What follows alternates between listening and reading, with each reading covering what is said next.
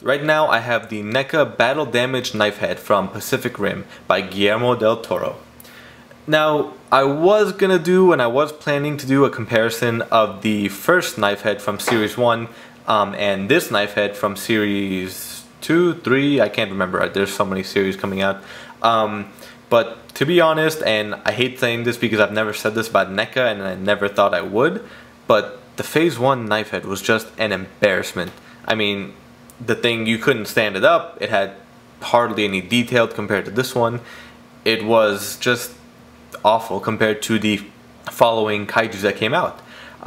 Sometimes I think maybe they figured they'd go ahead and give it a try with the first kaiju. Maybe they didn't know what exactly to do, they didn't know in scale. But I'm just happy they came out with another Knifehead, more in scale, with more detail, better quality, better posability. And this is what we have today, the Battle Damage Knifehead. This thing is massive. I mean, if you've been collecting Pacific Rim, you'll know from the other figures, which I actually have leatherback, can't talk right now. Leatherback and Axehead, no, Trespasser, sorry, you know, all the fans keep confusing Axehead and Trespasser. So here are the other figures. And as you can see, he's pretty much in size or in scale with Trespasser, and Leatherback is a little bit shorter and smaller, but you know, they are all massive figures. Let me get that. You know, I just like to pose him around a little bit. They all just to chill like that. You know, three friendly buddies coming in to destroy Jaegers and the world. But here we have the three best friends that anyone can have right here, right now. Anyway, getting back to the review. As you can see, you know, he is very similar to Trespasser. They have the same arms, basically the same, I guess, body, basic design, the basic framework. But the back, you know, a few things are different. Of course, the head. The back, this little hunch right here. This one is more of a spine giant thing on Trespasser. Here it's just more of his back. And then the legs are a little bit different here and there. The arms are basically the same. So it looks like NECA used the same torso, the same legs, the same arms, and then just switched up the head and the back. And actually, kind of looking at it now too, I never really paid attention. The upper chest here is a little bit different. This one's more of a, you know, the same as his head design, the sharp pointed, and this one's more jagged, and you know, it is actually different. So never mind, they actually did use quite a bit of different parts. So getting back into just Battle Damage Knifehead, or we can just call him Knifehead for now. There we go. You know, he is a really cool figure. You know, great thing with the tail, you can move around the tail a little bit for him to pose. Like the first one would just hunch right over and he couldn't stand. This one, you know, you can really get good poses with him. Really good detail in here. I love all the yellow stripes they add to them and all the different features and textures in the paints. And you can actually feel the different textures on his skin, from the scales, his knees, his legs, to his chest, even on the head. And the teeth, these teeth are actually really sharp. So watch out for that. And then, you know, the more smoother bone right here. I'm not so much a fan of the actual battle damage feature, because all they really did was add some glowing blue blood to his body, and they didn't really add any actual damage. Basically just splattered some blood on there and called him battle damage. I think it would have been nice for him to just be kept as a regular upgraded Knifehead, because the other kaijus, we just got the basic knife, or basic leatherback, basic Trespasser, no battle damage needed. But again, you know, I'm still very happy with this piece. Just a fantastic job by NECA. Let's get right into the articulation. So the head, you know, not too much up and down, just slightly, I guess, just a little wiggle room. Does twist around a little bit.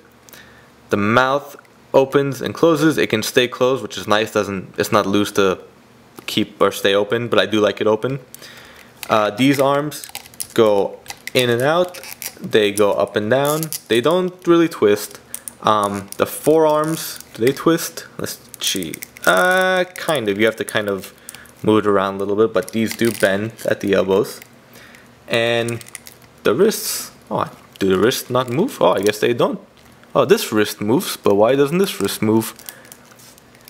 I guess this one's just a little bit stuck, but I'll show you on this arm. This arm seems to be moving better. There we go. In and out. There we go. The forearm twist. This twist, no finger articulation. Nice, you know, long nails here. And then these little guys, and they move in and out. They don't twist, but the wrists do twists. Twist. Blah. And then the legs too, they kind of go in and out.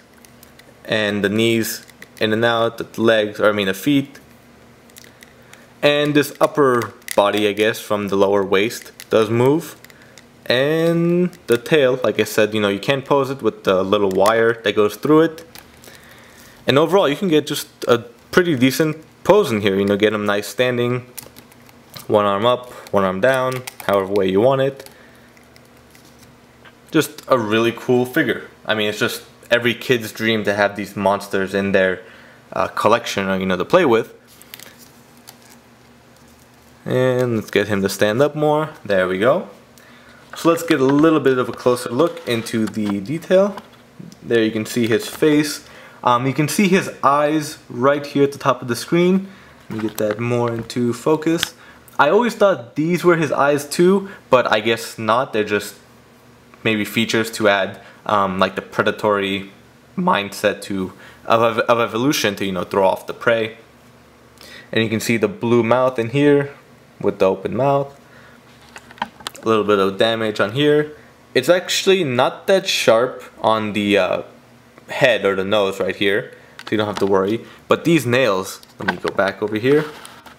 These nails are pretty sharp. I mean, they're nice and smooth. You know, you can tell they are bone-like structures, as they are different from the rest of his body.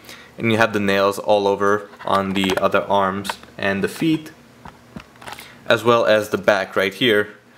These are a little bit sharp too, not too much. And then his spine on the back as well. And overall, you can see all the different textures of the scales on his back, his side, his arms, even his hands. I mean, it's more leathery here, where it's more dry here. And going back to the front, more leathery again and a little bit dry here. And then the more rougher texture on the thighs. Let me get that back into focus. Back in the thighs right here. And in the head, it's a little bit of a mixture.